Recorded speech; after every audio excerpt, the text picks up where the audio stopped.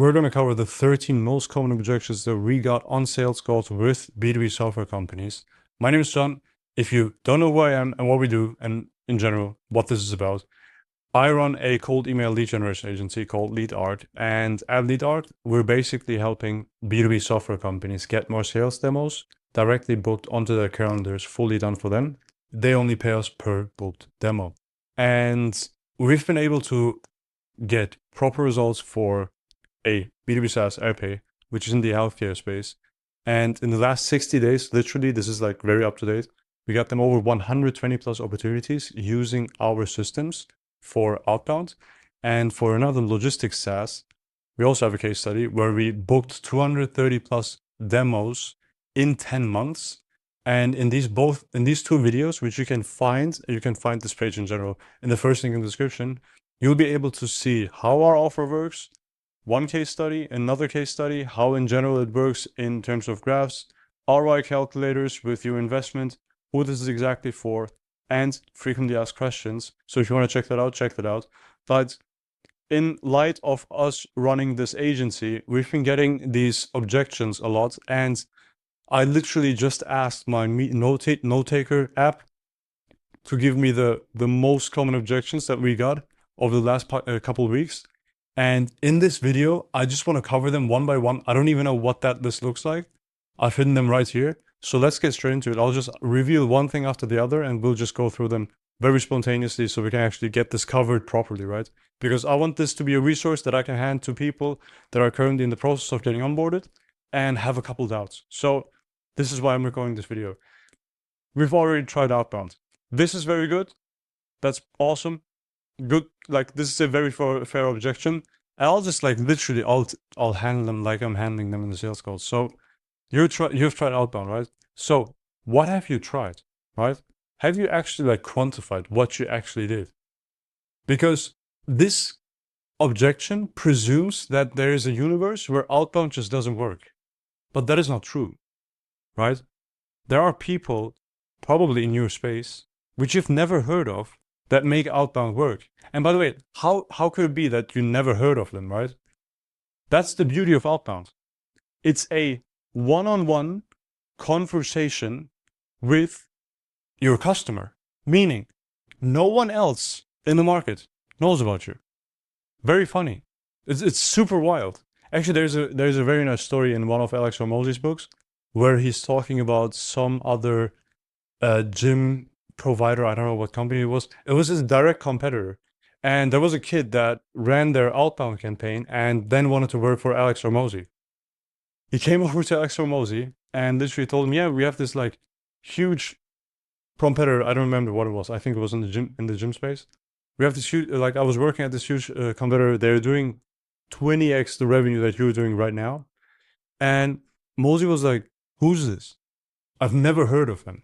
Which then he realized, damn, I never heard of them because I never saw their ads. I never saw their content. They were just blasting Outbound. And then in terms of blasting, right? What have you actually tried so far? Because making this work, right? Making Outbound work would be something that's worthwhile, right? It would be worthwhile. And we all know all good things take their time. Or whatever else saying is there for that, right? Like all good things take time. Everything that's worthwhile needs probably a while, right? And there's a reason why this is in general valuable. Because if you get it to work, you have a very reliable system, which is super cheap, and your competitors know nothing about you. So again, what have you actually tried? And if you're sitting there and you're like, yeah, we've sent a couple hundred DMs, or we made a couple thousand cold calls, or we sent out a couple thousand emails, that is not trying. We're sending out a couple thousand emails every morning for a client. That is the norm. That's where the bar is, right? So if you haven't passed that bar, you've never actually tried this. Which then again, like we need to change how we perceive the world, because there is this reality, right? There's this reality which just exists, like this wall, right? It's real. And then there's your perception of what that wall is. And it really doesn't matter how you perceive the wall. It exists.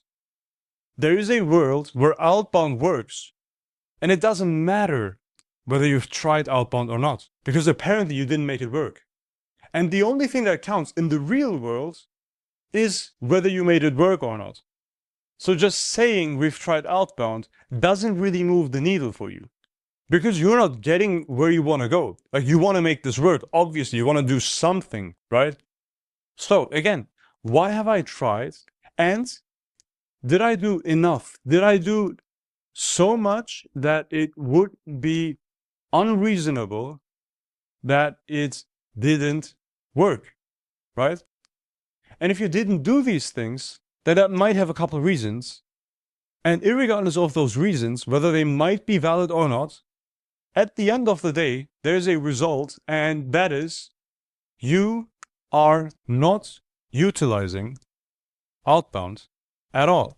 And if outbound is valuable, right, it means that it's scarce, meaning very few companies have made it happen because it's hard. Hard things are valuable because they are scarce, because very few companies have made that thing happen. So obviously you won't be sitting there and have a very straightforward path to the point where you have like a perfect GTM motion or whatever bullshit they want to call it, right? I hate that word. Like, I hate the abbreviation of GTM. It doesn't mean anything. What do you mean go to market? It doesn't mean anything. You're basically trying to ram cold emails to some inboxes. That's essentially what you want to do, right? You haven't tried shit. Actually, like, you haven't tried anything. If you look at Airplay, for example, we haven't been able to get proper lead flow up until month 8. This shit takes time. And now, in the last 60 days, we got 126 opportunities through fucking cold email. Like, boom, I actually have the minute over here. Like, this is the actual screenshot. 113,000 emails sent, right, in the last 60 days to 56,000 people. 1.13% response rate, which is perfectly fine, right? 20% positive response rate, because the offer also evolved over time. And then there's another thing. We actually have a sales call tomorrow with someone. I'll actually send you that video.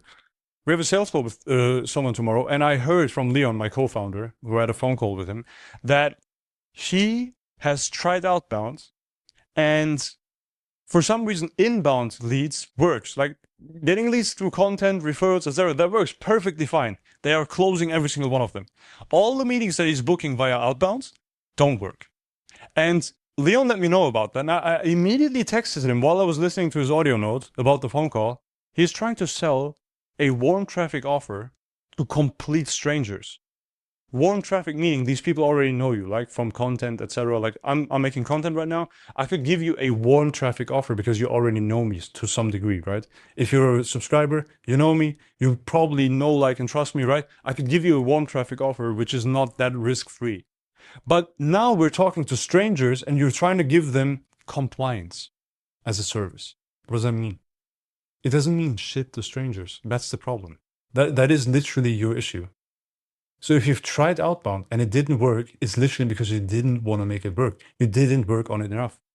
And no, this has nothing to do with unhealthy or toxic relationship to work. It's literally, you didn't make it work. That's your issue. You didn't just make it, you just didn't make it work because it was hard. Surprise. That's the issue. It takes time because it is valuable, and it being valuable means that it's probably scarce, and that very few companies thereby have made this thing happen. Surprise. So, we've already tried outbound is the most asinine statement that you could make to disabilitate yourself in the things that you're doing, because you're just crossing things off the list without even ever having given it a shot, like a proper shot. I don't know what to tell you. Like, this doesn't make any sense. Obviously, like, all of these objections, and that's just like human nature. I get that. I am flawed as well, right? Obviously. This is just human nature. But all of, I assume, I don't know what the second objection is going to be, by the way. I have no idea. But I assume it's something that's somewhat illogical. Maybe we'll find a couple of ones that are perfectly logical, right? But this is, to a degree, very illogical. Because if you would have actually tried, you would have made it work. So this doesn't make any sense. We've already tried outbound. Well, you didn't make it work, did you? And to go more into the topic, like how to make this work, watch this video. I go over everything in 22 minutes. I go over all the scripts that we used that were the winning scripts, how we got the prospect lists, what challenges they had. I go through the entire thing. Also the real responses with the responses from their reps to book them on a meeting and then close them. Like everything is in here. Watch this. Watch this, right? Watch it all. Bam. Okay, let's move on. Because do more. It works. But you just need to do more. But I don't know what else to tell you. You just need to do more. We already have SDRs. Okay. I was right. So you have SDRs. Good. And now? Like, what are we going to do? Like, what is this going to change about reality that you have SDRs? Maybe you want to say, well, we have SDRs, right? We have SDRs. And this means we're already doing outbound. Is it profitable? Do you get enough volume out of that? Like, are you hitting quota, right? You want to grow, probably, I assume. I presume. If you clicked on this video, I presume you want to grow somewhat, right? Are you actually getting enough volume in? If so, awesome. Good for you. Done. If you have SDRs and they're completely overwhelmed with getting their own leads, setting appointments, jumping on the appointments, and that's what they've been doing over and over again, and they have a sales live account where they send out 10 DMs a day, right? And you're like, yeah, they could do more. Well, you have SDRs, but you don't have any volume, and they are spending more time chasing people instead of just closing deals on meetings. So in that case, wouldn't it make a lot of sense to just have a system that literally gets you the responses like, please share more details with pricing, or I'd love for you to work with our financial coordinator, Rihanna, so that we can learn more. Wouldn't it be nice to just get these messages, have them immediately reach out, or in this case, like, we will do literally this work as well, like getting the responses done, etc. We'll just get them meetings on their calendars. So the fact that you have SDRs is amazing because there's someone that can actually handle the leads, which is one of the main qualification criteria that we're looking for, because we don't want to blast you with leads and have some founder lead the sales calls and be completely overwhelmed with leading the company, taking the sales calls, etc. Like, it doesn't make any sense. So the fact that you have SDRs is amazing because you're already leveraged. You just need to do more on top of that, especially if those said SDRs are not getting you what you need. You just need to do more. We need more water through the well. Like, there needs to be more things happening. In case you didn't mention or notice, not mention, notice. I'm big on volume because it just makes sense. If there's any given conversion rate out there to book meetings, and the only thing that you can combine with that is traffic to get more outcome, right? Actual more cash.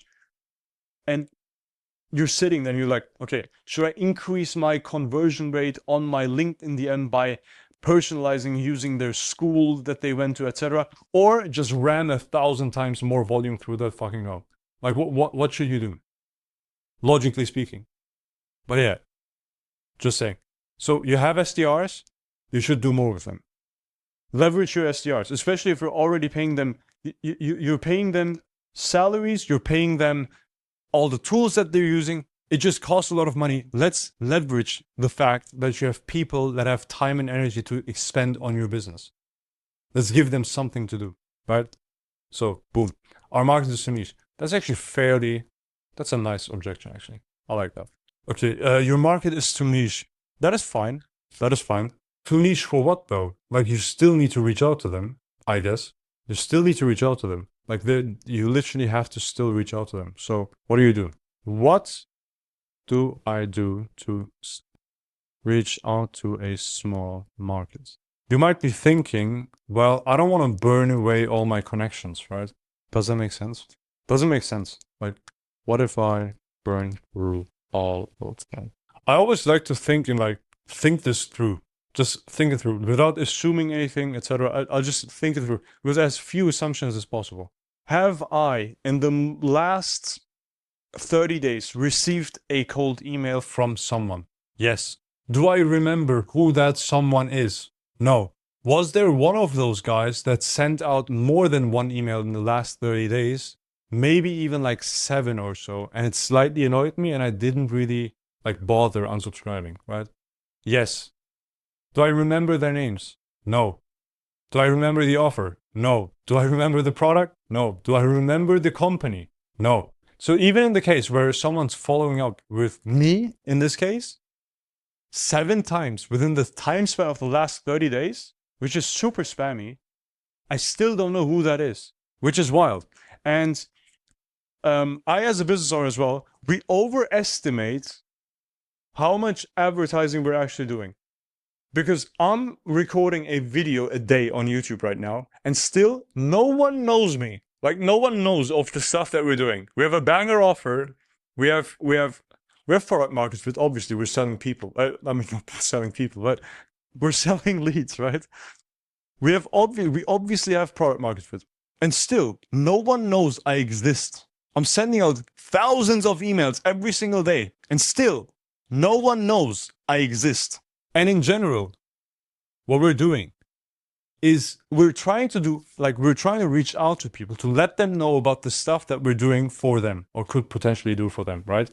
For our clients, we're doing that once every 30 to 60 days, which is a very nice balance, because if they would be interested, they would respond. If they are not interested, they will immediately archive because they want to get their inbox to zero, right? So essentially, there's no way you're going to burn through them, because if burning through them was real, I'll be burning through every single total addressable market of every single client of mine every 30 days, which doesn't happen. We're rerunning everything every 30 days, and the response rates are the exact same every month. Because every single time a new email comes in, it's a new email from a new sender. And if you don't know how our system etc. works, like, check out the channels in general. Have a lot of videos on them. You can also check out the RPA case study. I explain like how that stuff works. But burning through them is not real. If that was true, I'll be burning through every single market that I reach out to every 30 days, because that's essentially what we're doing, right? So even in a small market, like, what do I do to reach out to a small market? You just reach out to everyone in the market every 30 days. That's pretty much what you do. And you just ask them, hey, like, do you want this like 1-sentence offer? Hey, first name, are you interested in offer? And this offer should be a banger for strangers to the point where they can't say no, right? They have to, like, at least respond back. Like, responding back is like the only option that they have left on the table when reading your email. It should be that kind of offer. If you don't know how we create those kind of offers, and you're curious like how you can create those kind of offers, we also have a school community where we teach all of this stuff for almost free. It's like 49 bucks. It's like 81 members. We're teaching them, and you can learn this as well, right? So that's just that. But this also, like, our market is to niche. Also, by the way, like, cold email and outreach in general, like outbound specifically, right? Outbound specifically works extremely well if you have a high LTV on your clients, right? High lifetime value on your clients, or the average contract value, right? And you have a very niche market. It's like a very, very niche market. Then, like, in this specific case, which is 99% of the software companies that I'm talking to right now that are watching this video, if this is the case, number 3 is completely horrendous. Like, this is the most, like, worst objection that you could have, because it's perfect for you. Like, outbound is perfect for you because we can reach the exact person that you're looking for, and we can make the messaging as personalized as possible. You can't do that with an ad or content. It doesn't work. Like, I can't talk to you, John. Maybe your name is John. Would be funny. But yeah, I can't talk to you directly. Like, there are in this case, maybe hundreds of other people that are going to watch this video. So let's go to number 4. Our product is too complicated. This is a very good objection. I like this objection because we've had this problem as well. And I like this objection because it's actually, like, it's in the realm of the possible, right? In that case, the nicest thing that you can do is take the most, like, if you have an established SaaS or software, right, where you've had a lot of, like, client interviews, you've been going on to events with them, etc., you will know the 1 or 2 most liked parts of your product or features or sub-products, right? You will have those 2 or 3 favorites. Client favorites, so to say, customer favorites. In that case, it makes a lot of sense to just take these products and make a lead magnet for them specifically. And usually with software, especially if, like, onboarding is not that complicated, free trials are a banger, like a complete banger. And even if it's not a free trial, if those 2 to 3 favorite products are a thing, it's usually a thing because everyone in your market has the same problem that this specific feature solves, right?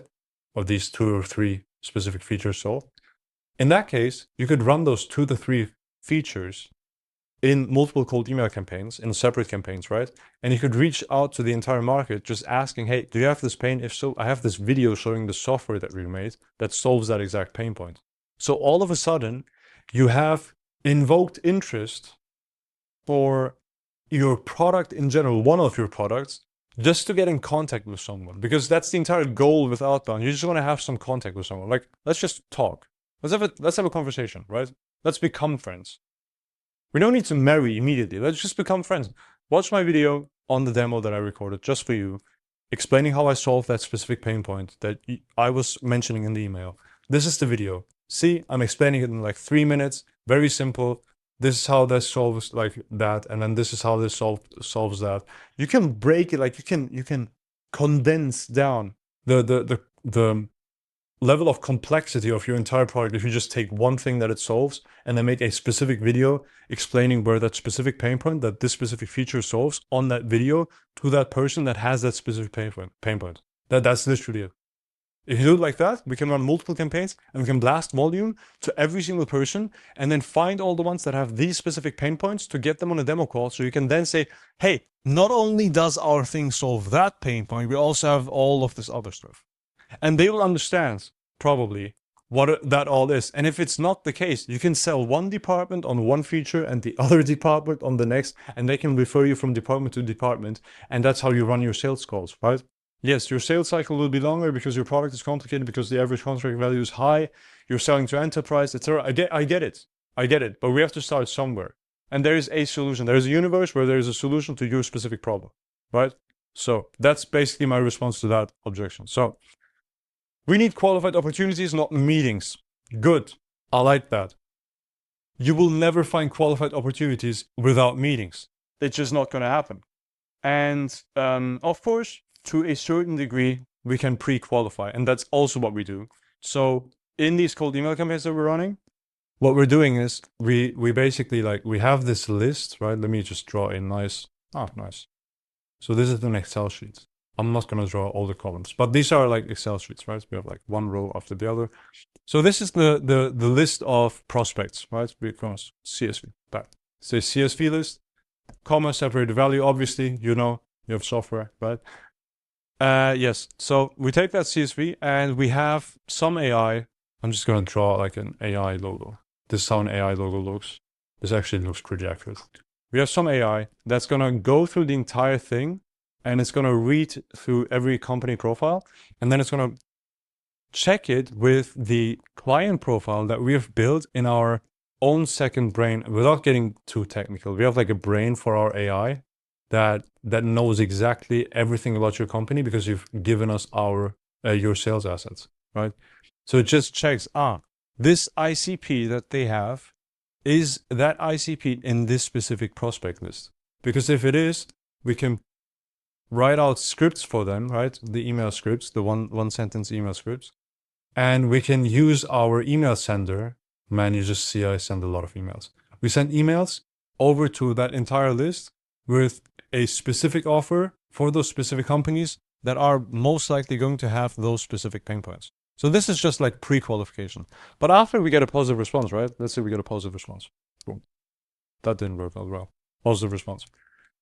With that positive response, we call them immediately, right? We call. And we have a list. Like we simply have like a list of notes where we have your qualification criteria.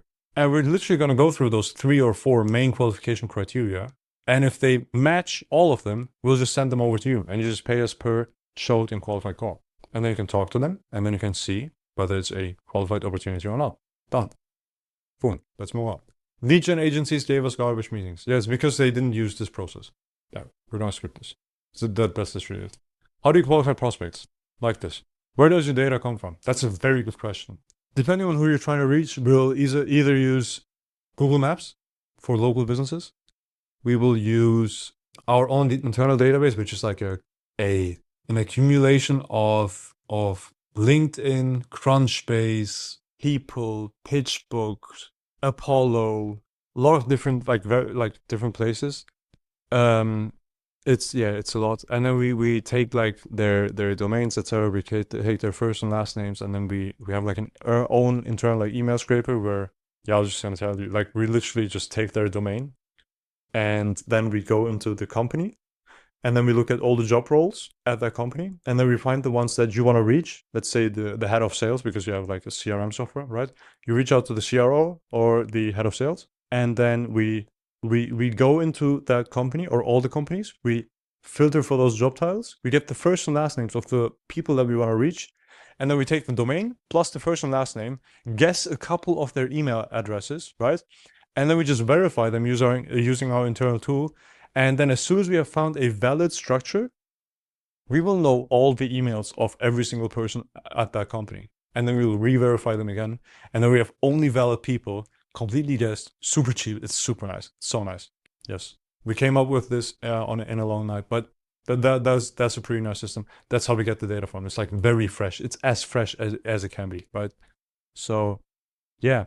And then we also get like all the data about the company with their website description, etc. We can like fully qualify who we want to reach out to, so we don't waste sending speeds. Because if we have like, let's say 5,000 emails a day that we can send, and then 20% of the list is trash, we're wasting 1,000 emails sent per day, which is 20,000 emails sent per month.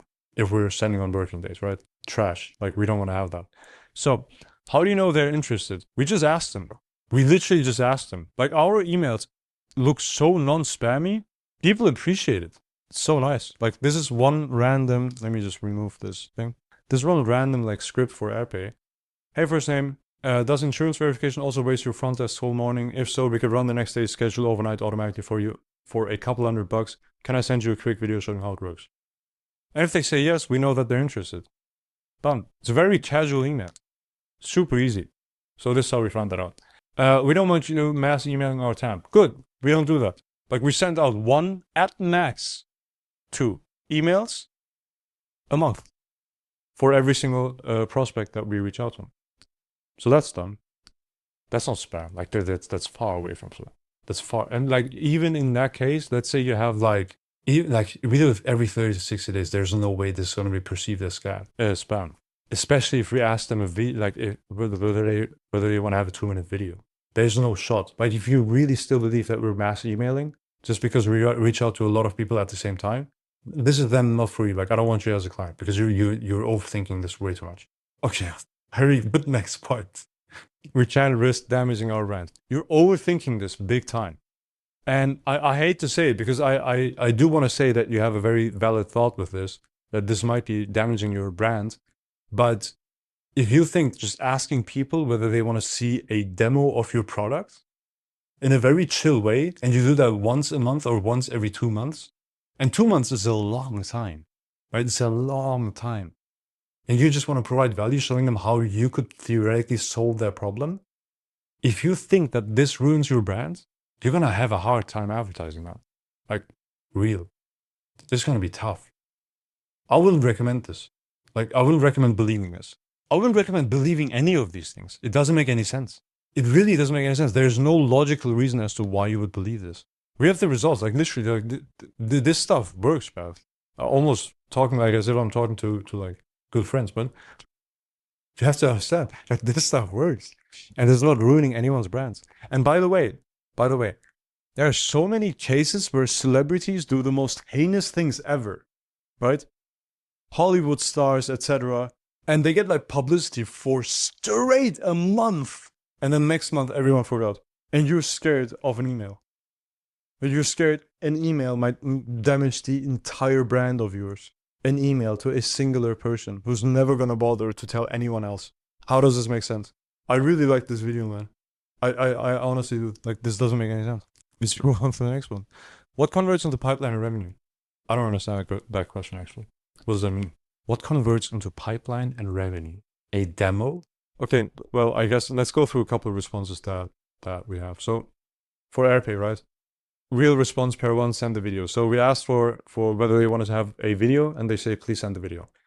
Here's the video, AirPay video. This is like a hyperlink. What practice management software does your office use? So you basically like, you give the video and then you ask a very logical, non-asinine question that relates to the video, because AirPay integrates with practice management softwares and obviously not with every single one of them. So in this regard, he just wants to like, Austin wants to pre-qualify whether they have the correct practice management software or not.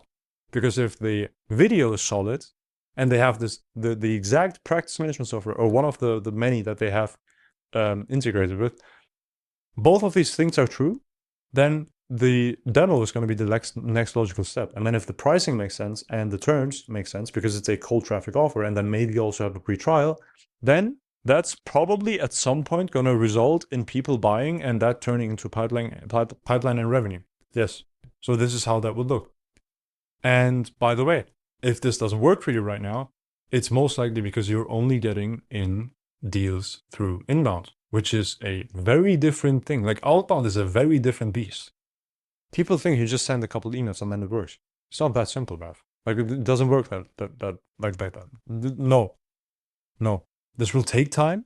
You'll have to adjust your sales motion to this, especially if you've never sold in outbound. If you're already blasting outbound, you're doing cold calls. AirPay was doing cold calls. Perfect client, by the way. They've been doing cold calls. They have a sales motion for outbound sales. They've dialed it in over the years, and then still getting these emails to run was still an act. A cold email is the worst possible environment for any given offer. Worst. Because no one opted in for the email. And no one really expects an ad in their inbox, right? But the thing is, if you have an offer that can survive these circumstances, like a nuclear fallout, right? If your offer can survive that, you're going to have the easiest time ever advertising it with meta ads, Google ads, with content, with all of these different things. Because cold email, and the coolest thing is running a lot of volume to test a lot of different offers. We test out 10, 20 new offers every single week, right? It's so nice because you can immediately get proof of concept for new front-end offers, and it costs nothing. Nothing. And if it works there, it will work everywhere else. That's the main benefit, right? It sucks, takes a lot of time to set it up, but once it's set up, you're going to have a banger offer that's going to make your business so much easier. So much easier, right? So yeah, this is how I would respond to this specific question. You just have a sales motion that actually works. And to get that done, it will take a lot of work, energy, time, and effort, but that's fine. If it's a worthy cause, you'll do it. So how much pipeline can you realistically get? I don't know. I have no idea. Depends on your ACV, depends on how many emails we send a day, depends on how well your sales motion is structured. I think the best thing you can do right now is go to the first link in the description, go through our video sales letter, right? Explaining the entire process, watch the case studies, read through all of these, run an ROI calculation, depending on how many emails you want to send, right? You can enter your client LTV, the average contract value, your close rate from meetings, and then you will get 90 meetings in this case. Meaning if the cost per call is $300, you will spend $27,000 on the booked calls. And if your revenue per client is 10K over the lifetime, this will get you 9 deals, meaning $90,000 in projected revenue. So in that case, it will be a 3.3x ROI on your investment because you spent $90,000. Sorry, you get $90,000 in revenue. You spend roughly $27,000. And that means for every $1 you spend with us, you get $3.30 back. But to actually get the numbers, right, I would highly recommend starting out with a small scale campaign, 50, 1,000, 100,000 emails a month, right? Get started, get the first couple meetings booked, because once we have the meetings booked, right? So this is how we book sales calls. We map your market, build the list, etc. to book the meeting. Once we have the meeting booked, we will scale this across your market, meaning we started small and now we're scaling what holds up by adding more inboxes, more scripts, more prospect lists so that we can reach your entire total addressable market every 30 to 60 days. That's the goal. And then we can scale hard. And all of a sudden, you have way more revenue coming in every month. This is how that stuff works. Yes. And then you just book a call right here, enter your email address, and then pick a time. And then I'll be very happy talking to you on that call. See you there. Bye-bye.